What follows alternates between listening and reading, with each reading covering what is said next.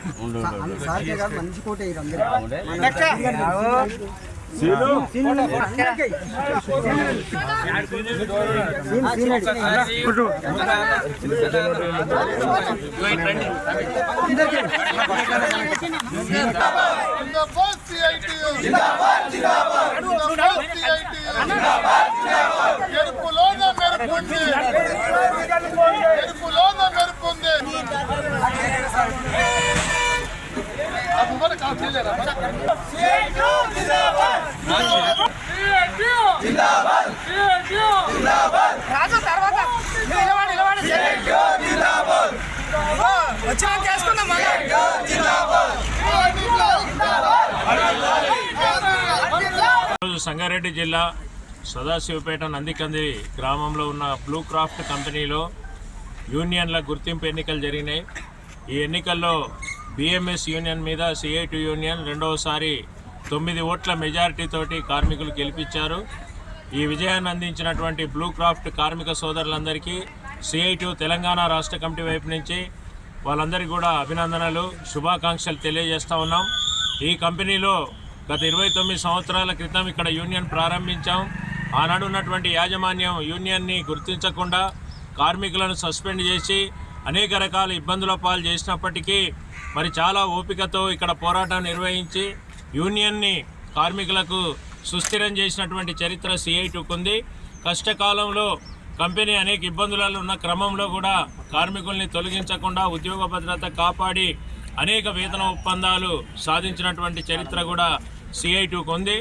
ఈరోజు మరొకసారి పోయిన అగ్రిమెంట్ కూడా చాలా మంచి వేతన ఒప్పందాన్ని ఇక్కడ కార్మికుల కోసం సిఐటి పోరాడి సాధించింది. ఈ పోరాటం కొనసాగింపుగా ఈరోజు ఎన్నికల్లో కూడా కార్మికులు 9 ఓట్లతోటి విజయాన్ని అందించారు. ఈ విజయాన్ని మేము కార్మికులకు అంకితం చేస్తున్నాం.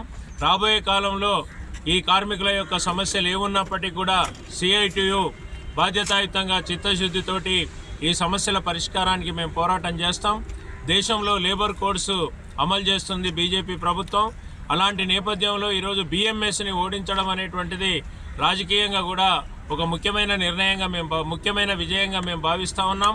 అందుకని రాబోయే కాలంలో కార్మిక చట్టాలు రద్దు చేసి కొత్త లేబర్ కోడ్స్ తెచ్చి ఉద్యోగ భద్రత లేకుండా చేసేటువంటి నేపథ్యంలో సిఐటి లాంటి సంఘాలు గెలవడం కార్మికులకు ఎంతో మనోధైర్యాన్ని ఇచ్చేటువంటి అంశం.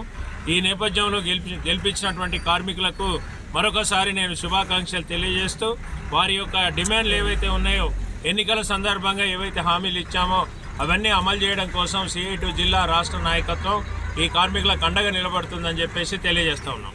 మరిన్ని అప్డేట్స్ కోసం మా ఛానల్ని సబ్స్క్రైబ్ చేయండి.